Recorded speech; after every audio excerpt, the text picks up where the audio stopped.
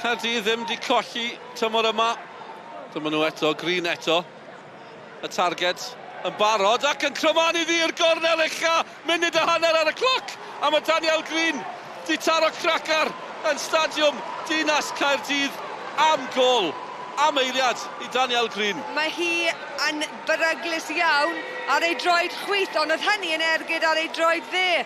A drychodd i fyny, oedd hi'n gweld bod y golwr just wedi dod o'i linell, ac yn anffodus mae hi wedi cosbi y Barri yn gynnar yn y gêm yma. Seren Watkins ar gic. Digon opsiynau, peniad lot rhy syml. Mae'n ddwy i ddim. Caerdydd yn dathlu. Mae'r cic yn un dda, ac yn anffodus, does neb llathen o edrych i weld pwy sy'n pigo chwaraewyr y Caerdydd i fyny, felly mae rhaid ni'n well fan'na. Bennett yn gwneud digon. Trivet. O, not Bennett. O, Bennett yn edrych yn benderfynol. Pam lai! O, Mergyd! Wel, bobl bach! Na chi gol gan y Barri. Hannah Bennett. Oedd hi wedi codi ei ffendel, gweld unwaith eto bod y gol geidfod Caerdydd, Chamberlain just wedi dod falle 2 gam o'i linell a chwarae teg iddi. Mae hi wedi taranu y bel yna mewn i gefn y rwyd. Nawr de, ni'n meddwl bod hi'n mynd i fentro o bellter. Lledu pethau, Price y seren, clipio'r bar hefyd. Ie, techneg gan Price fan'na chwarae teg iddi. Mae'n medru ergydio o bell a mae taro'r bar, chi ffili mynd yn agos fan'na. Caerdydd yn ceisio achosi problemau. Green. O, mae Seren Watkins yn mynd i fentro o bellter. A mae'n mynd dros ben pawb.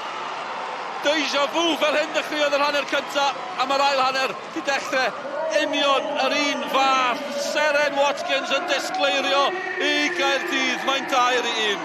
Rhy syml del fan'na, mae rhaid dweud, i ni gorfod canmol Seren Watkins am y dechneg a'r ffordd nath i dderbyn y bel, ond mae rhaid i'r gol geidwad wneud yn well del. A Barri di wneud mor dda i dyn ôl mewn iddi hefyd, ond Green. Syth o draws y gol, a chi'n meddwl beth mae'n syth mewn i'r gol. Wel am gyffyrddiad efo Molly Kehoe wedi sgorio. Dwi braidd yn dathlu, yn credu oedd yn sioc iddi hi. Croesiad ar y llaw tro yma, ac unwaith eto, ble mae'r bel yn mynd? I Crys Glas. Mae rhaid i'r Barri gwella o ran cymryd cyfrifoldeb o farcio chwaraewyr. Croesiad gwych, Brennan ddim yn gafel yn ddi ar ergyd. Yn gywir, a mae'n syml, dim cam sefyll. Ac Oli yn dathlu i Caerdydd. Mae'n 5. Wel, be mae amddiffynwyr y Barri yn neud? Yn lle bod nhw'n edrych ar y bel ac edrych ar Eliza Colley, maen nhw angen edrych i gweld bod nhw'n amddiffyn y gol.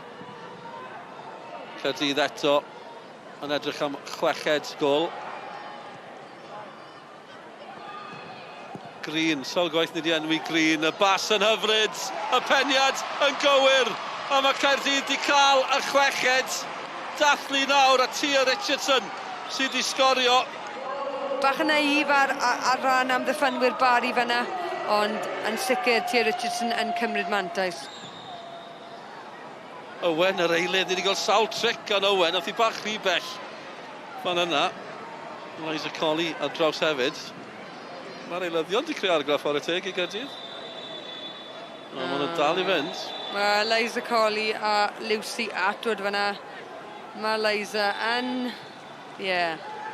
o bosib wedi dweud... Cerdyn coch. Lucy Atwood yn cael cerdyn coch. Dwy llaw a gwthiad oedd ond fi ddim yn siŵr os ydy hynny yn heiddiannol o gardyn coch. Hannah, big occasion in this stadium. What was it like out there? How tough was it? It was very tough, to be honest. I expected it to be hard, but I don't know if I expected that. It's a big pitch, isn't it? But it's a nice place to play. I'm not complaining. I'd do it all over again. But yeah, tough opposition, and I don't know. I think we put up a fight, and not too bad at the end of the day. Danielle, I'll start at the start, and what a start to the game. Great goal for yourself. Talk us through it. Well, I don't usually score goals like that, so it was just a good goal for me. I always try to go in and out, cut inside, so I thought I could see the goal open. I thought, why not? And it was clean off my boot when it went in. I don't know if I meant it, but there you go. So yeah, top bin, so please. Not for the first time, scoring here at Cardiff City Stadium for you. What's it like playing here? It's great.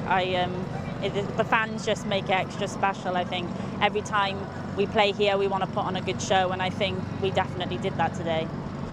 Next up, we've got a big game against Pontypridd. How crucial is a good performance there? Huge game for us. We'll be taking a lot in, me personally and as a team, we've taken so much from this game today and from last week.